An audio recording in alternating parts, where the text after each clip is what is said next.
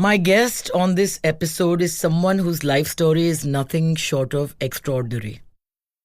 A woman who stood up for me before she ever met me. And when she did, introduced me to the revolutionary writings of Ma Shweta Devi and the treasure trove that is Seagull Books. The one who watched with lack of judgment as my hands shook while I typed out a message standing on a street in Kolkata, proclaiming to the world that my marriage was over. From hairdresser to writer to filmmaker, she is a woman who has truly scripted her own destiny. Shurita Das, writer and the director of Tu Meri Puri Kahani, welcome to the Pooja Bhatt Show. Thank you, Pooja Bhatt. Thank you for that welcome. So you know beginnings and you know endings too. And life in death. So let's start with the ending of your comfortable life, which was actually a beginning, one that brought you to where you are today. Yes. But first of all, that image that visits me today, while you are sitting here, your immaculate self. Not so immaculate. That Archie's poster with a white lace kind of a fabric and your wavy hair. In my conservative Bengali joint family that I lived, my room shifted to various parts of the house. And that poster kept shifting with me. In those days, we had the culture of putting up posters. So I had Pooja Bhatt, Gabriela Sabatini, and Steffi Graf. August company, yeah. I must say. But you told me that you used to fight for me. Yes. With your classmates who would say, see what your Pooja Bhatt has done. Yes. So there was a our Ravina Tandon, our Madhuri Dixit club, and there was my Pooja Bhatt club. I used to think, what is this person like? She knows what she's doing. So Pooja Bhatt is not just playing a character. She is a person with a mind of her own, and she speaks like nobody can. Well, if only you knew, I had no idea what I was doing.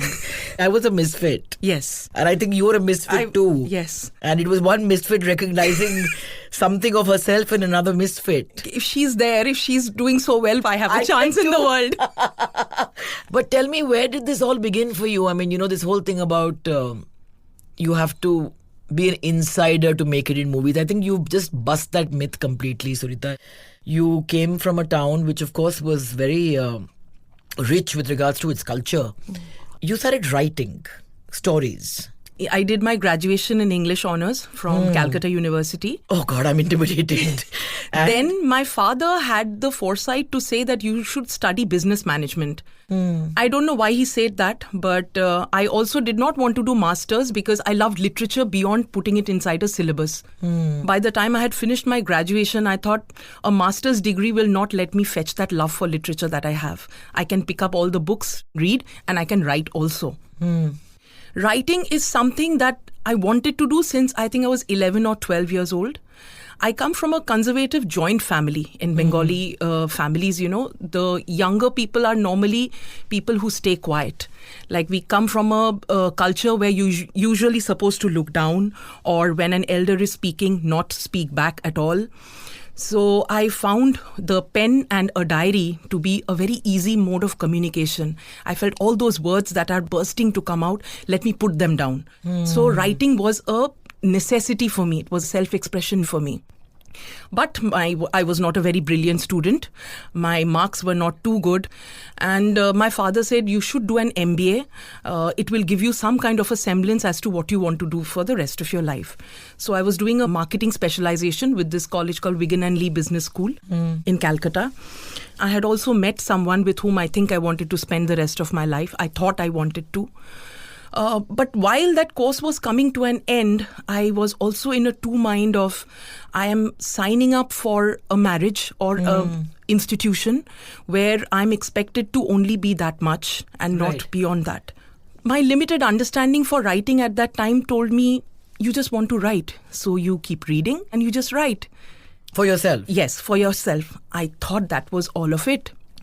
But as I started really getting into this journey of marriage, living inside a family which is not biologically mine, And it appeared to be something from the outside, and when you enter those walls, it becomes something else. Like most families. Like most families, I felt like this is not me. So I used to seek some kind of comfort by stepping out, doing something else, attending to something else, because my father had a very clear philosophy in life. You should leave something that you've done in the world. If you have learned, trained, given yourself education, there must be something you should do very useful. And I also used to see him as a child, he was very close to this Rotary Club, which was a community service club. He was a musician. He loved to play the violin. He came from Dhaka during the partition. He came with his widow mother, who held her children with one hand and a cow with one hand, and they moved on to this part of the world. So violin, I think, expressed some kind of a deep embedded anguish or something that he could not express in his day-to-day living. So he also passed that on to me. So you learned to play the violin too? Yes, I have played it for 3 years. I've played in my school Teachers' Day or Children's Day functions. Not an easy instrument. Amongst the string instruments, violin is the toughest one. And I did that for 3 years until class 10 exams came up and it was too much to take. So here I was in my married life, and motherhood had happened by that time. No, motherhood had not yet happened. Right. It was just around that corner that it might as well become a mother. So you felt the stirrings before that of this is not quite what I have signed up for. Yes, that you can just pick up a book and read, and you can just write for some hours in the day, and you are taken care of automatically. That was not happening. Then motherhood happened. And when motherhood happened, something told me that I will now get up on my own and do something.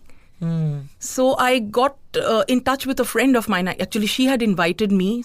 My first step out to do some work was I got into a direct marketing business selling shampoos and beauty products. Okay. And I just loved it. I said, wow, I want to do this. It will take some 3-4 hours of a day. But then the family I had married into, for them, it was not quite a fanciful thing to see that the woman of the house is going out to her friends and relatives and talking about a direct marketing. So that was the first signal. That it was like, why do you need to work when you're being looked after? Yes. And why such a odd kind of a thing to do? So that perhaps led my father-in-law to say that you can start a beauty salon of your own. If you want, you can start a parlor. So be an owner. Yes. Yeah. So his idea was you will sit at the cash at the end of the day and you're going to collect the cash and come back home. And for the rest of the time, your life is going to be more around, we'll have guests coming from all over the world at any part of time of the year. You attend to them, you take them out. We have a very active social circle. We have parties. So you attend to that and just be home. And for me, it was life had plateaued somewhere already. This is what it's going to be. It's going to be more of the same. So the parlor started. And keeping to my instincts of wanting to do something with my own hands, I started training myself. I went to the best in makeup, the best in hair in Calcutta. I learned hairdressing from Raman Bhardwaj, who has A. John as a major brand in Calcutta. I learned from Kakuli Sengupta, Ruby Biswas. They are the major makeup artists in Calcutta. And I started doing it on my own. And those hours that I used to spend in the beauty parlor with my girls especially, who used to come from the suburbs, some traveling in trains for hours, some coming from shanties and their mothers bringing them to a parlor because if they were left abandoned in the shanty, there were chances of them being taken away. Correct.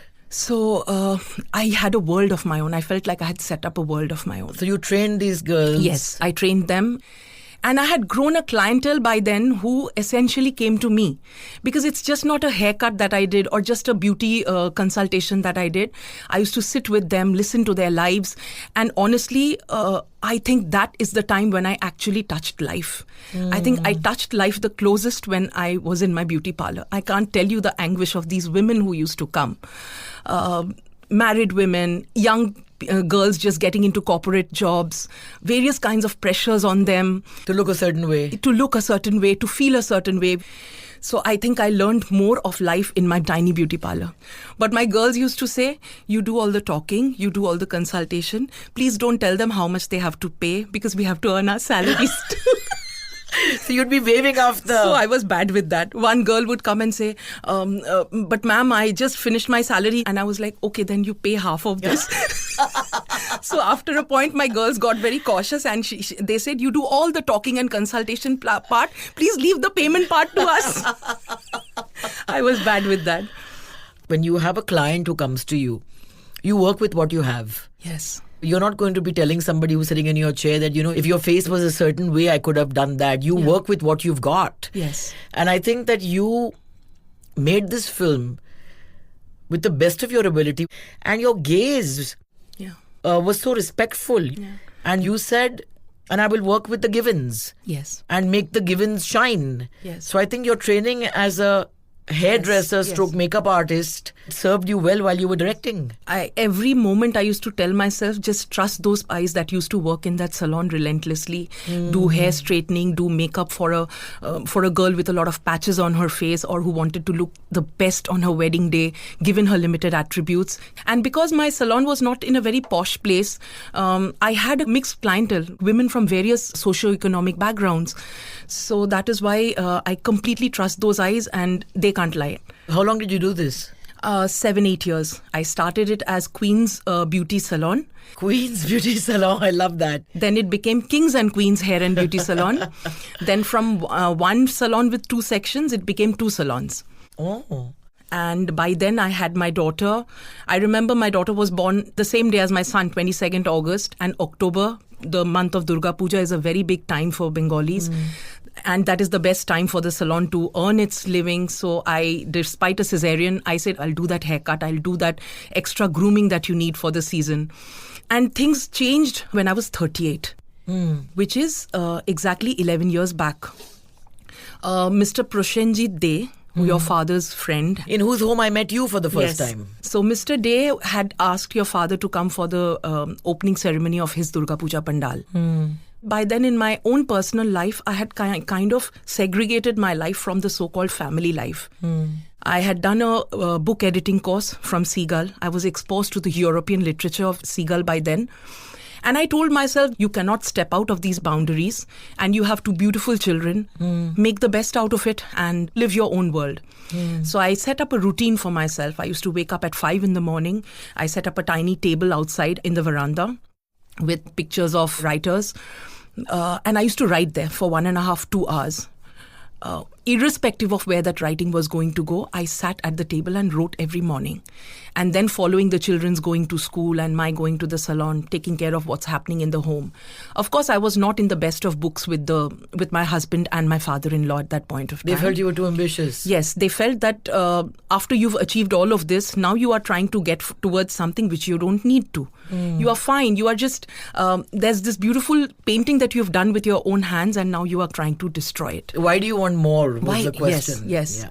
And I was at the opposite side of the coin saying, this is not all of me. This is not me. And the more I read, the more exposure I had to this world through Seagull, I felt there is someone waiting to come out. There is a Shurita who cannot be inside this bubble forever. And I also thought of my children, that I was the mother to them.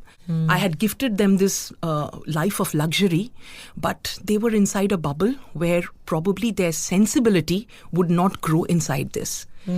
So a mother takes a leap and probably a child follows. That's what I felt. So that Durga Puja, I had finished my work in the salon, but Mr. De had invited and he was my husband's friend. So to be very honest with you, I stepped back and I thought maybe I shouldn't take advantage of the fact. Because your father visiting town was news all over Salt Lake where I lived. And I have grown up watching your and your father's work. Right.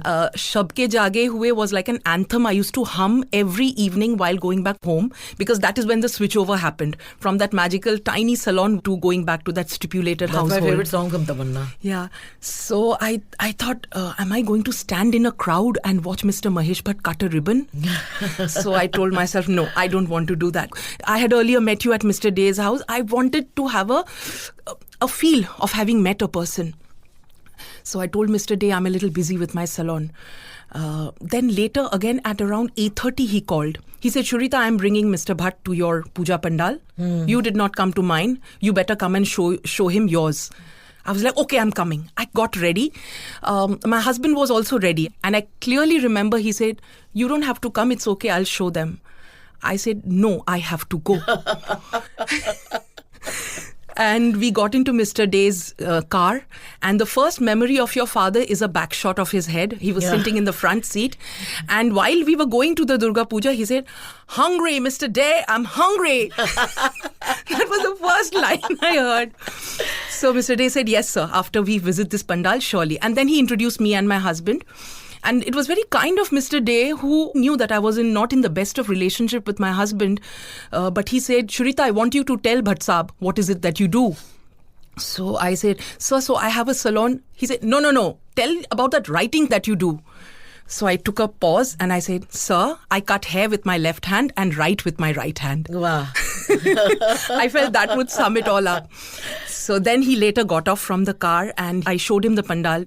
And after he had seen it and he was coming back, I remember clearly he placed his hand on my shoulder while we were talking about writing. How he was comparing writing with something not different from what a cobbler does or what a mason does. And I swear that evening under that October sky, something told me I'm going to be with him.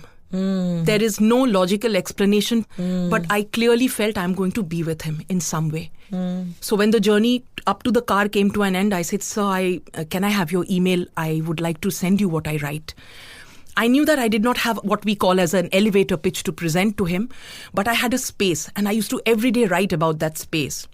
It used to be about a palatial house where a woman is trapped, keeping to the strings of the life I had lived. So he gave me his email address. The next day also I met him because Mr. Day said that he's leaving today if you would like to meet Mr. Bhatt once. I remember I took a journal of the Seagull publication where every student is allowed to write something and submit it to the editing house. So I took that journal with me and I presented it to him. So he said, "Why don't you read what you have brought with you?" So I read a few lines. It happened to be about a woman who was abandoned by her soldier husband and was bringing up a child all by herself with a dream that someday the father is going to be back. After that, I ordered A Taste of Life and UG Krishnamurti Alive. I read the first 1.5 pages of A Taste of Life back to back 4 to 5 times. So I told myself, "Shrita, you're fooling yourself saying that you are writing and someday you're going to publish. There is something in this writing which is wanting you to go back to it again and again, which despite so many attempts of writing a story, you are not being able to come up with." So then I started writing to him and he was writing Hamari Adhuri Kahani at that time. I told him roughly about where I was in my life and he gave me a situation about a woman who lives with her son in another city until the husband suddenly comes to claim her after many years. It felt like I was just writing from my life. I placed her in Calcutta. I gave her a son like mine. I could feel the room. I did not know screenplay writing. I did not know dialogues. And I sent him 4-5 pages. And I said, "Sir, this is what I feel and this is what has come out of me." He, of course, he culled out something from it and he said that the material comes from your life. That is very clear to me. So why don't you do something? I will send you other parts of the film that has already been written. Why don't you now lead it with your sensibility and find the places that you think you can work on? That is how I was suddenly sitting in front of the script of Hamari Adhuri Kahani. But it did not reflect well on that conservative, well-to-do Bengali family. They had a certain respectability. There was already this woman of the house who was not quite in conformity of what was expected from her. And then suddenly she had sent her work to Mahesh Bhatt and he was also responding. So it seemed like some kind of a minefield that I was walking on all the time. But that voice kept telling me, "Shrita, it's now or never. You are not this person. And somewhere you're just beginning to, across the fog, see that person you are. Don't let this go away from your life." My father used to keep coming to my in-laws' house. I always had a very deep contact with him. I did not need to express to him in words where I was in my life. He was encouraging. It came to a point where the entire film was shot and then your father said, "Why don't you make a book out of it?" I said, "Really? Is that possible?" And he said, "I'm sending you the script. You read the entire screenplay and you give me a book." I was nervous, but as I told you, the single voice that kept going with me, it's either now or never. I have to do this. So in 23 days, I made a manuscript possible. I sent it to Ravi Singh of Speaking Tigers. And then the book was released in Pragati Maidan in Delhi. And I remember when I came back that night, I spoke to your father. I said that I've come back, and it's a sense of having reached somewhere where I never thought I could. So he said, so when you came back, did you speak to your husband? Did you speak to your family? And I was silent because I could not tell him in words that there were so many oceans in between this world that I had just tasted and the world that they were still expecting me to walk in. Yeah. So then I said, no, I haven't spoken to them about it. Then he said, then I don't understand. What are you spending your life over there for? And that sparked something in me, that now I'm in a position where I'm neither here nor there and will stay here forever. Then one day I spoke face to face with my father-in-law, who until then was an extremely fierce character for me to face. And I said, I can't carry on anymore. He could not find a reason. What is it that's bothering you? I said, no, there is nothing that I can put my finger on, but I'm saying this is not my life and I can't live it anymore. I did not try to pick up my children from there, knowing the kind of power and authority he had. I felt I would both do damage to them, as well as even this little tiny step that I had taken would completely go against me. So no matter how harsh or how fierce my children might think me to be for the rest of my life, at that point I felt it was wisest to just pick myself up and go back. So you left your husband's home. My husband's and home. And you moved back in with your parents. My parents. One of the salons was in the ground floor of my father's house. Oh. It was a very large room with an attached bathroom and a separate entry. So that evening when I went, that place had become a deserted room with a tiny cot at one end. So there were 2 cutting chairs, 1 facial bed, 1 pedicure station, and 1 hair wash station. They were all gone. It was suddenly an empty, large room with my certificates hanging on the walls, and they had brought down 1 cot from upstairs, and that is where I was supposed to stay. The night was not very comfortable. I tried to sleep. I was feeling very hot and I felt I was having a panic attack. I think that was the first time I had a panic attack in my life. I went into the shower and just stood under the shower to be able to breathe because my children are in another house and not in the best of circumstances have I left them. They couldn't understand why their mother had left. Yes, and I had come to a house where my mother's limited understanding, she could not understand why I had landed up here. And I found it difficult to breathe at that time of night. After a while, it passed by. I settled down. I told myself, let's take it one day at a time.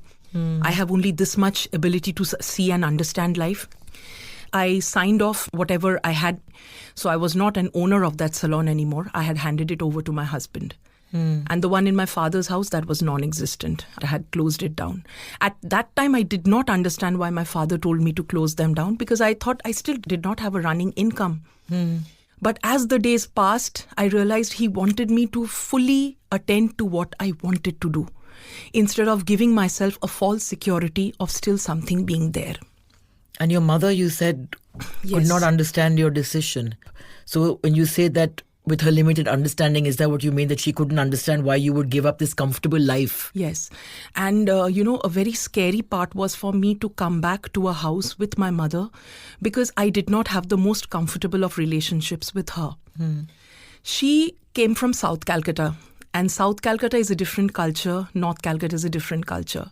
My father's house, it's a loud, boisterous family, everyone staying together, sticking together.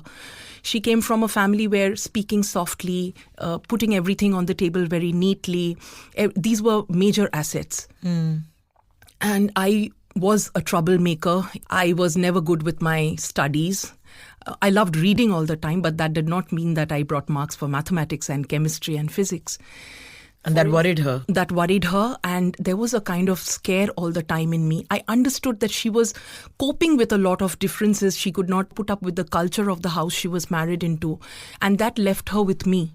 So it felt like all the anguish or all the anxiety or unexpressed emotions that she had, she expressed with this child of hers who was not a well-to-do student. I was in my 6th standard, and our final report cards were supposed to come out. And I knew that I would not do well. She had told me that if you don't do well this time, the consequence is not going to be good.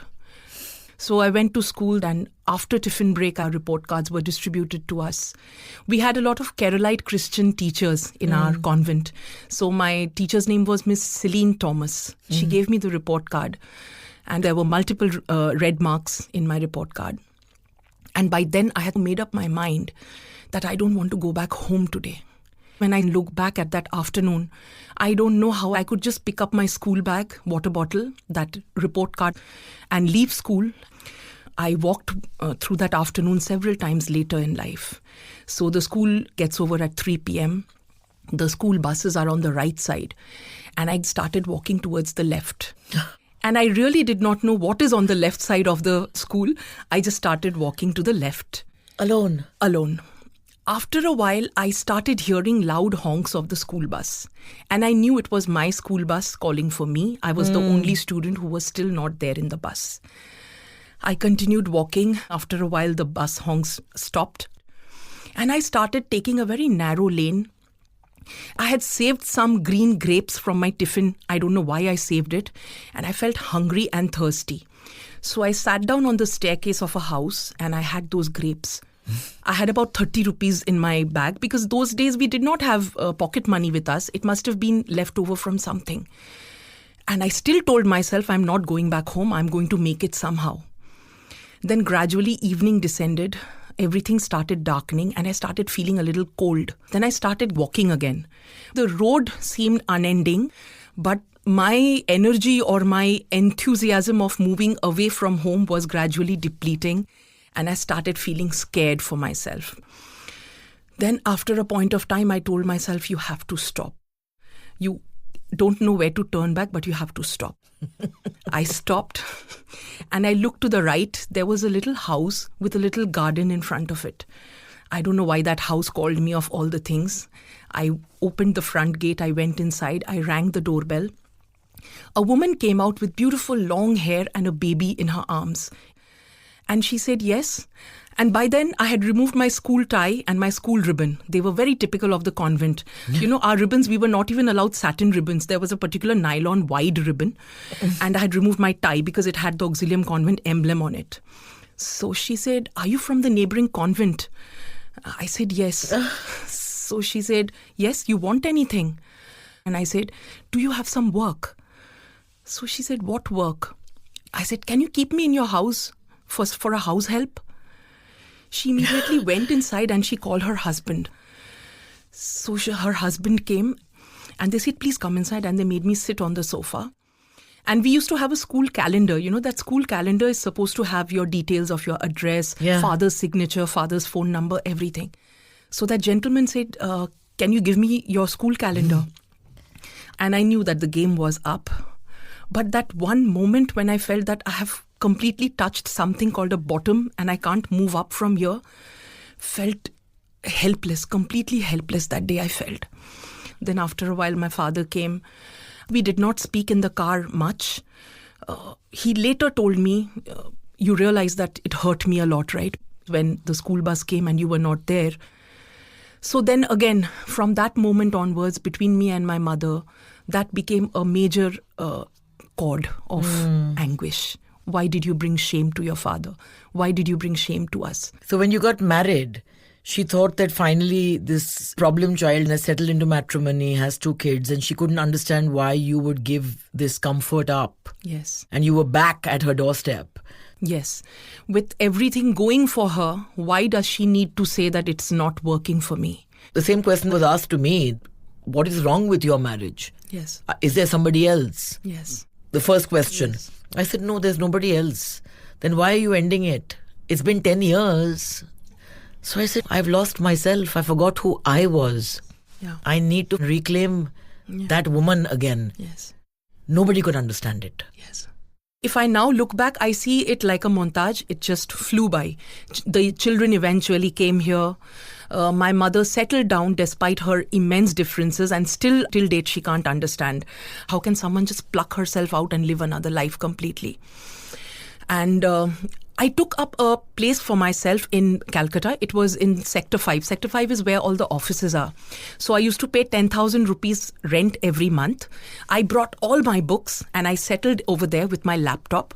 In the morning, I used to have a conversation with your father and I used to ask, sir, what is it that you want me to work on or what is it that you want me to study? He at that point of time wanted to make a film for Gurudev Bhalla. And the initial concept is something I had written and I had shared with him.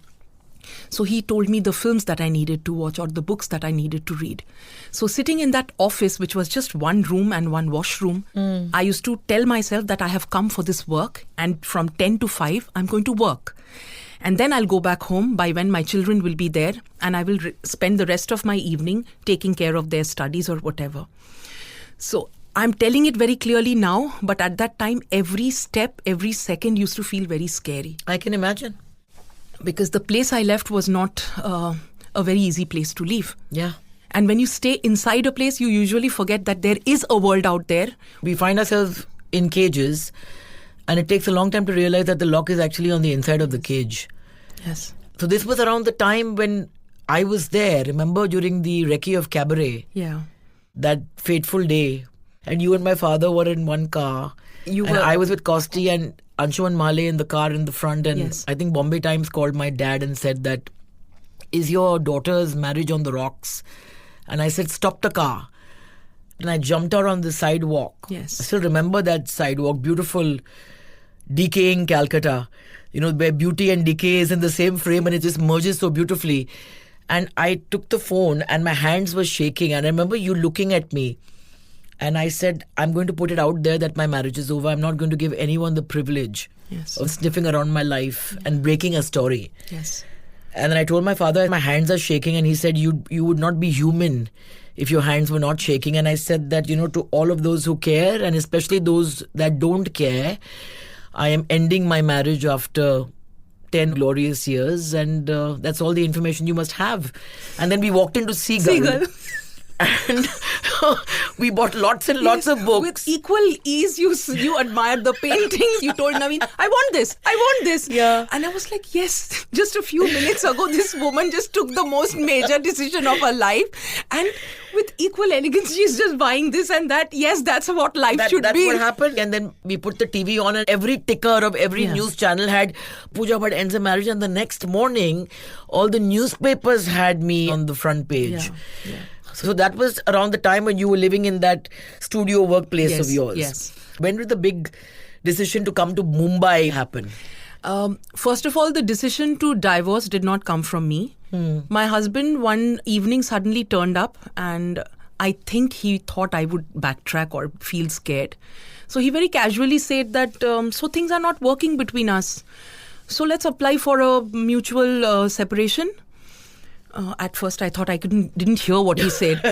And then, to be covering up my nervousness, I said, okay. So what do I have to do? So he said, you have to apply for divorce. I said, okay, I don't know how to do this, but I'll try and find out what to do. I was handling everything on a day-to-day basis at that time. But I told myself that if you have given that proposal and if you're expecting me to say, no, I wasn't expecting it to go this far, then I might say that for me, the way ahead is only and only future forward. So I'm not stepping back. My friends, relatives, everything had cut off from me by then. I picked up the phone and we have this Just Dial service. And I know Just Dial because for my salon, I used to get a lot of orders from Just Dial. So I saw the list of lawyers and I just ticked on the first lawyer and I said, I'm coming to meet you tomorrow. I need to talk about my separation. So when I went to him, he heard that I want a separation and I have 2 children and my husband is also in agreement. So he looked at me and he said, do you have cigarette burns marks on your hands? I said, no. Shards of glass that your husband might have thrown at you while drinking? I said, no, definitely not. Does he force you to drink? I said, no, he doesn't drink or ask me to drink. He was on a rocking chair. He suddenly sat up and said, then why do you want a divorce? Oh my God. I said, I want a divorce because I can't be with him anymore. No, why is it that you Why can't is be with it? it anymore? Why don't you take the children and him and go away and start all over again? I said, because he's not that man. And I must tell you, the character in my film, Tu Meri Puri Kahani, the male protagonist, Rohan, I essentially drew it from what I had seen of my husband and his true devotion to his father. So come a world where he has to choose between his family and his father, he would definitely stand by his father. And I don't hold anything against him. That is how people are. Yeah. I said, my husband will never step out and try to think of a future with the children and keep his father away. His father's a widower. So he said, oh, okay. Then by and by, he got a hang of it that this woman is persistent and she keeps coming back. So then he said, okay, I will do something.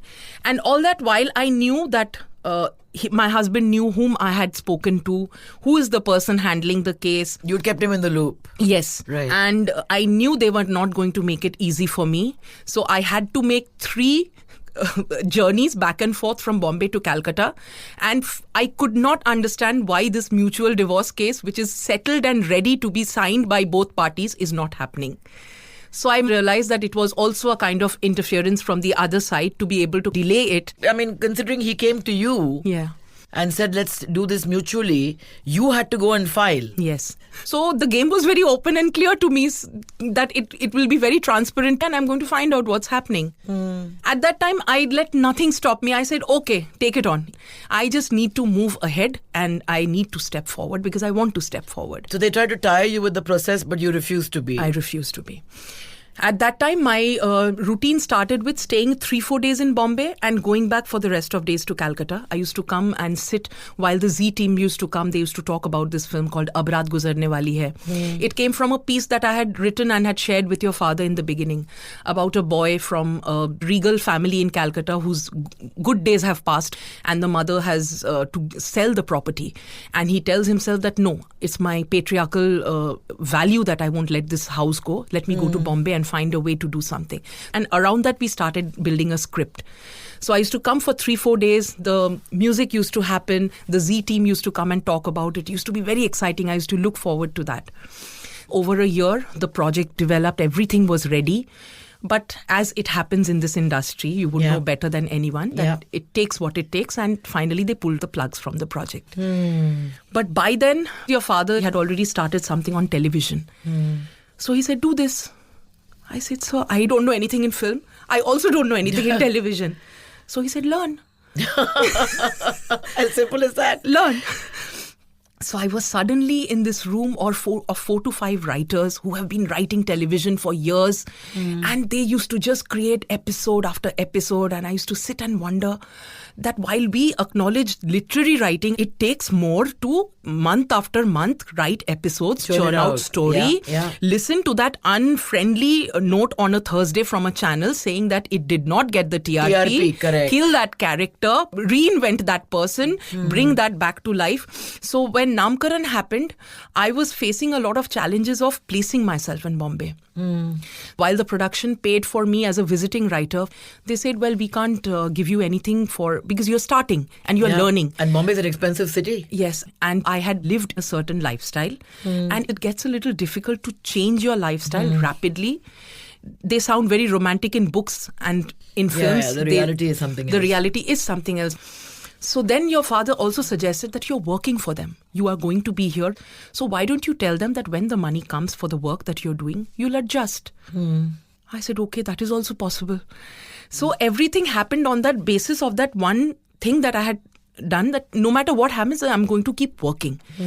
So there were these channel meetings where I used to go. I used to sit and just watch everybody's faces, understand that, okay, things are moving now. Something we worked on is not working, and the risk that the show might end. So then things just started flowing like that. That is a beginning. But I think we work best under pressure. Under pressure. And that reminds me of what you told me when you found yourself in the middle of post-production of your first film as a director. Yes. And you sent me a note early one morning saying, I feel the first pangs of perimenopause. Yes. And does the world even understand what a woman actually feels going through this physical change, and then it happens right now? Yeah. So I could completely identify with that. I thought this is not happening to me actually. And And I remember that first morning of waking up groggy with innumerable messages on the phone that I have to follow up with a long day ahead, and I have to catch up with all of these things. And I was also amidst shifting to another apartment, handling post-production. When I started feeling the changes in my body, the first defeat that I felt with my body was, here is a plan that I have for myself. I want to do films. I know the script. I know the space. And here comes perimenopause knocking, and I stare at myself and say, well, you have a plan and life has a plan for you. And when I started feeling little jittery about the way a thing is placed in my own study table, why is the curtain this way? These minute things I picked up, and I thought, okay, I am behaving like my mother. The restlessness, the continuous distaste towards the way things are happening, not being able to adjust with what is being served. I gradually began understanding where she comes from. And I was startled that while perimenopause or menopause are just a few notes for you until then, enough has not been spoken and we are not ready for it when it comes. It was extremely painful, scary. Then I had to take medical assistance. But the work hours, they are what they are. Yeah, it's not easy. And I wanted to be in every part of it. Post-production, dubbing. I wanted to see each of the VFX shots and say, no, this is not working. Yeah. We have only that much scope to make the audience feel that we are in Dubai. So let's do what needs to be done. If given a chance, I really want to write about this phase where for a woman, her life becomes a before and after. No matter what others speak about, only you know what you're going through. Bombay Begum, my so-called comeback to acting. I was enacting what menopause is. I didn't know what it was, but I was enacting it. Then I was doing this show called Nanda Devi, and soon after I was offered Bigg Boss. Now, 4 or 5 days before I enter that house, I get my first hot flash. And then I said, hey, hang on. This is possibly what I was enacting in 2019. Yes.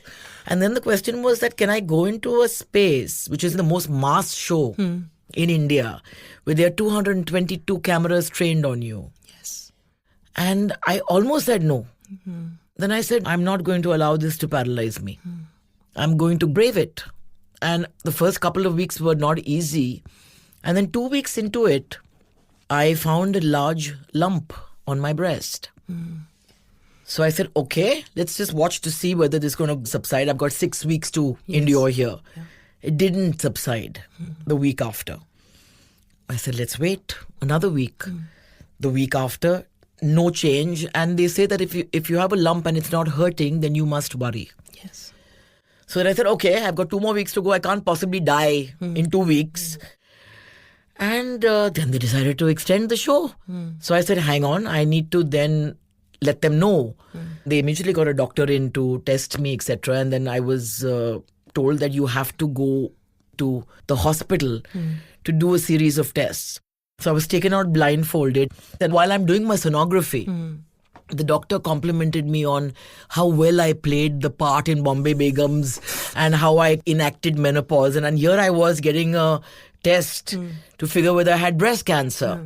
But everything was clear. So I went back into the home with renewed enthusiasm. But you do look at the body and say, why are you turning on me now? Yeah. So I can imagine that you must have felt the same thing, that why now? Why now of all the times? Yeah. A few weeks later, a few months later. The minute you say perimenopause or menopause, there's this kind of silent thing that deal with it. Yeah. That's your problem to deal with. Yeah.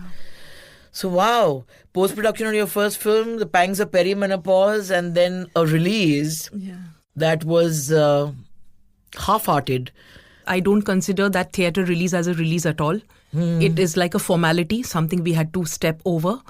I truly did not know that you get so much of love making a film. And I was telling your father this morning that I feel I don't know my country at all. We went to Varanasi, we went to Meerut, we went to Ghaziabad, some universities in Delhi. So when you are having a real contact with that audience, you know, in Meerut, we just entered and we sat down. The audience had already seen the film. And my eyes matched a woman who was sitting in the crowd. And she raised her fingers and made this star sign. So this experience, I will never forget.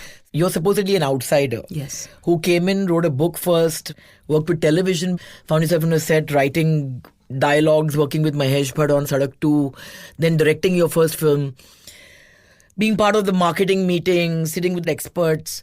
How disconnected is Bombay and the so-called experts from the audience you sample? Is there a huge disconnect? Yes, there is a huge disconnect.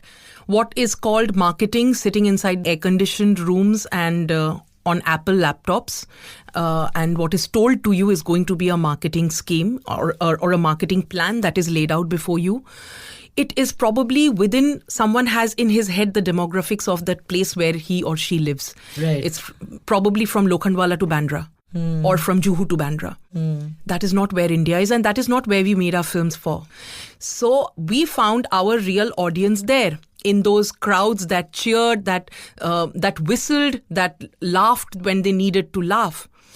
And it is an amateurish feeling in our later marketing plan, which I find worked out. Anything that is too organized, that gives you a feeling that I have it in control, it doesn't work. And I'm a student of marketing. I used to tell your father, these are event management. This is not marketing of a film. Right. The theme and the space from where a film comes, you have to reach that place. So now we are waiting for that date when we will have an OTT release. And just before that, those 2 weeks, we are again going to go out there. I haven't shown my film to my city yet. I was so heartbroken that not a single theatre opened to Tu Meri Puri Kahani. It was Durga Puja time. I was told that we have got 15 halls. Later, I found out from my hometown itself that the government had made it quite clear that they will not allow any Hindi film in that Durga Puja week. Oh, so you didn't know that before? No, I did not know that. But your music was a rage before you even began promoting your film. Yes. And Saregama believed in Anu Malik, Yes. in the songs, and went all out. Yes. Was it intimidating for you as a first-time director to work with him and the legacy that he brings to the table? Yes, initially I was intimidated because the first time I saw Anu Malik sir come into the room was for Namkaran. He was doing the title track. And I had seen him obsessively come and go from the office to just make sure that your father likes the first line, the second tune. And then when the recording happened, it was in a distant studio, but he made sure that your father was present during the recording.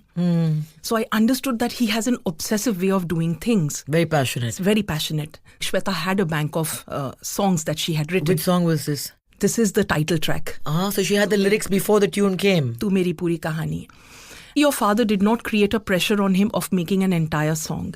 He said, Anu, there's something born in your heart. Go with it and stay with it. Then your father inspired him, saying, imagine your father is in the room. Sardar Malik is here.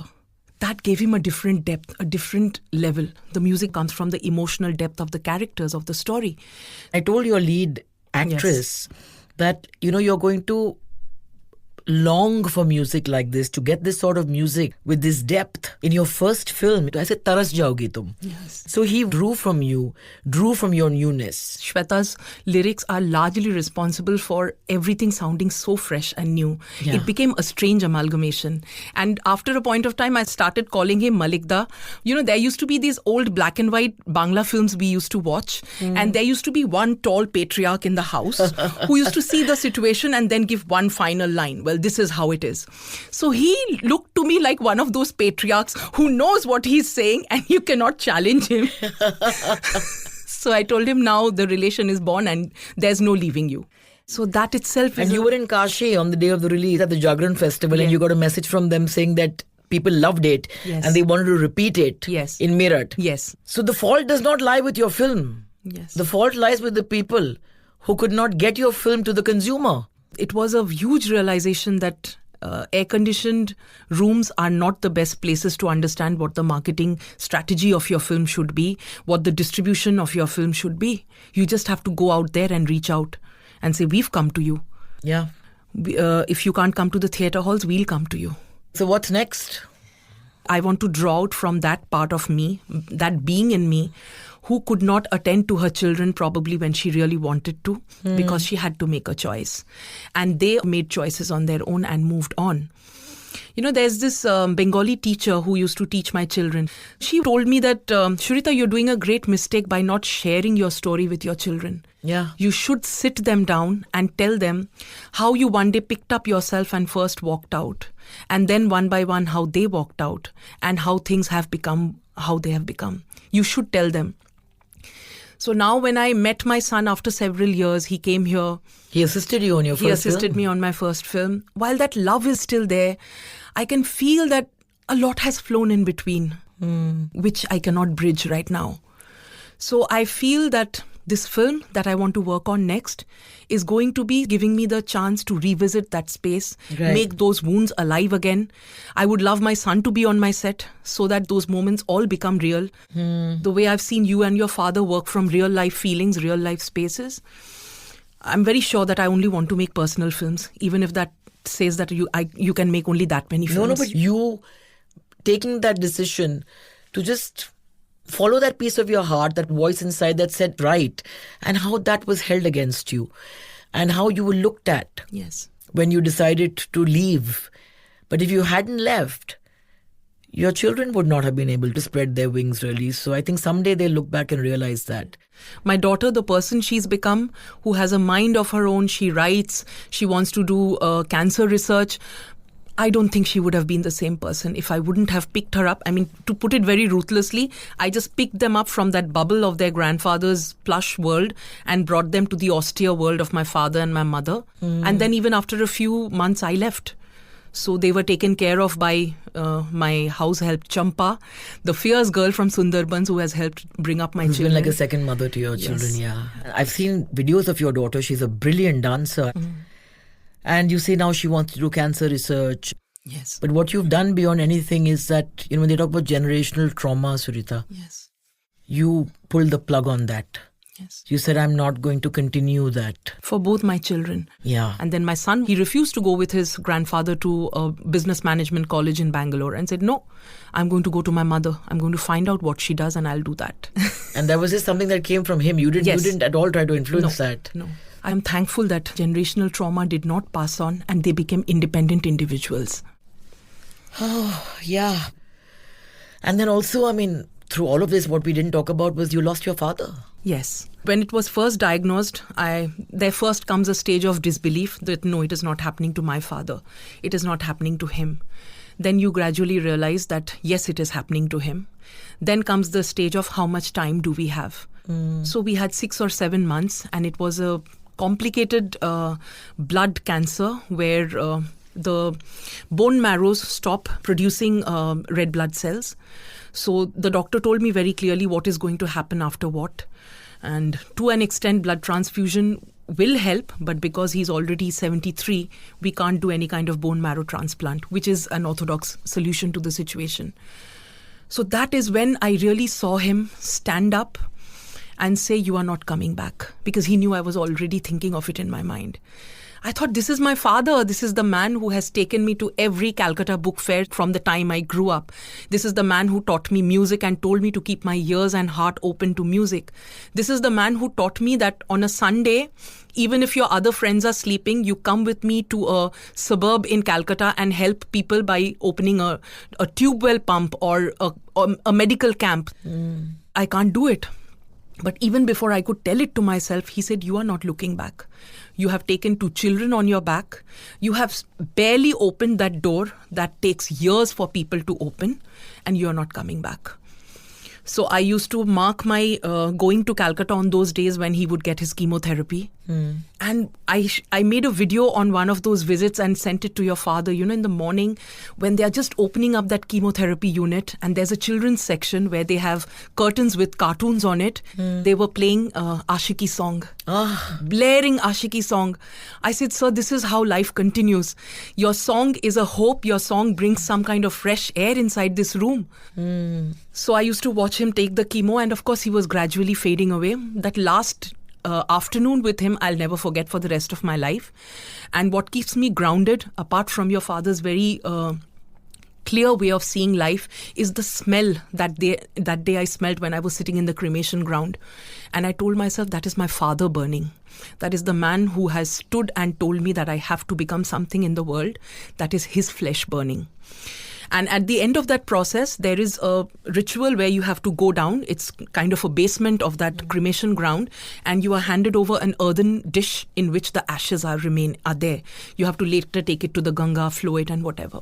So usually the males in the family do it. We are 2 sisters. And I said, no, I'm going to go there. So we went barefoot, and I remember the heat of the floor because there's a burner upstairs. There's continuous furnace burning in that area. And there was my father in a clay dish. Then we came to the Ganges, and it took me some time to let that dissolve into the Ganges, but it eventually did. But I did not cry until 4 a.m. By when I had come back, the house had settled, and I had told myself it is finally over. So he, with his living in those last few years and in those last few months, he had given me the biggest lesson of what standing for someone means. He read A Taste of Life, and when my father asked, what does your father think about it? So my father said on the phone, if I would read this book 10 years early, maybe I would have lived my life in some other way. So I keep watching Saransh over and over again, and they were asking in one of the interviews, if there's one film of Bhatt Sahab you would want to adapt, which would it be? I said it would be Saransh, because I have met a BB Pradhan and I know what it takes to stand up for someone, even when you know she's the dearest part of your life, and in the last few days of your life you would want to hold her hand, but you tell yourself, no, you have a life ahead of you, and go and live that life. That's so moving. That is so moving. That's my father. Oh my God. So yeah, that's what I meant when I said that, in a supposed ending, you found a beginning. Yeah. And Taste of Life you related to much before you experienced this, and life in death. And how once someone takes a stand. I remember one incident where there was anger coming from the other side, and my father was being told, your daughter has done this, she shouldn't have done this. And I just saw him hold himself and say, she's my daughter. I will only take this much. So a few days ago, when I woke up, I told myself, so we come from the DNA of our parents, right? Even in this breathing body of mine, he is present somewhere. His DNA is present. Absolutely. And I don't have a photograph of him hanging on the wall. I don't have a ritual of putting an agarbatti around. I just live every day the way I have seen him, as an austere man who has felt that life means you have to be of help to someone. You have to hold someone else's hand, and you have to reach out to a community. That is who he was as a person. So I just feel that to my limited possibility, I should do only that much and more. Well, you've done a lot, I must say. And your life is a great example to anyone who's sitting in any part of India now who dares to dream, both you and Shweta. Yes. What do you say to people who have the dream but don't know where to begin? Yeah. Like your father's Taste of Life and your coming to Mr. Day's house suddenly rekindled my hope. I feel that my voice might reach that one girl or that one woman in a lane or in a small town somewhere whose society is telling that you are done with. But she listens and she says that, okay, if she started at 38, maybe I can start too. Shweta comes from a conservative Marwadi family. She has no reasons to do what she does. And working 12 hours on a set means actually 14 hours. You would know that. 18 hours. 18 hours. Yeah. She went through a very painful process of trying to have a baby, then the miscarriage, not knowing how she will make a turnaround and come back. But the lyricist in her was born. So she also amazes me with her strength. So yes, for anyone out there who wants to make a start, if that thirst is there, you will do it somehow. I mean, I used to go for my foreign trips with my husband and come back with my suitcase full of books that I could procure on writing and keep that window open. If the window is open, something will happen. I truly believe that. In those jottings that I used to do at 5 a.m., not knowing if it will ever add up into a novel or a script, I had the confidence that day to tell your father, so I want to write with you. You didn't think about whether it's good or bad writing, you just wrote. Yes. And I think that's what we need to do as creative people more. Before we've even written the first word or given the first shot, How will it add up? Yes. Okay, oh, don't get it wrong. The point is you have to dare to get it wrong. Yes. You have to dare to write a bad line. My father has to keep telling me. Yes. For God's sake, Pooja, give me a bad shot. Yes. He still But tells do us, it. yeah, write, we'll chop off the head of it. But write. Let's start somewhere. In Calcutta, I did a course with the University of East Anglia and I met a writer and professor, Kirsty Gunn. Kirsty has written a book about her father who was a bagpipe player, and she took 7 years to write that book. So because my initial training was literature, I come from a background where it is about essentially keeping to the paper, to the ground, and not considering how long it will take, when you will see the story emerge. The main criteria is to see the story emerge. So be it Ernest Hemingway, Kirsty Gunn, Margaret Atwood, all their books that I've read, they continuously kept saying, just keep writing. Just keep writing. If keep you going. love writing, just keep writing. You will become something. And even when I was doing my hairdressing, I remember Raman once said, I was very restless and I was like, so when can I do those slicing that you do with the scissors? When can I do that? So he looked and said, Shrita, just keep cutting hair. You will become a hairdresser. So That's amazing. So now we're going to turn the tables and here's your opportunity to ask me something that you've always wanted to and haven't so far.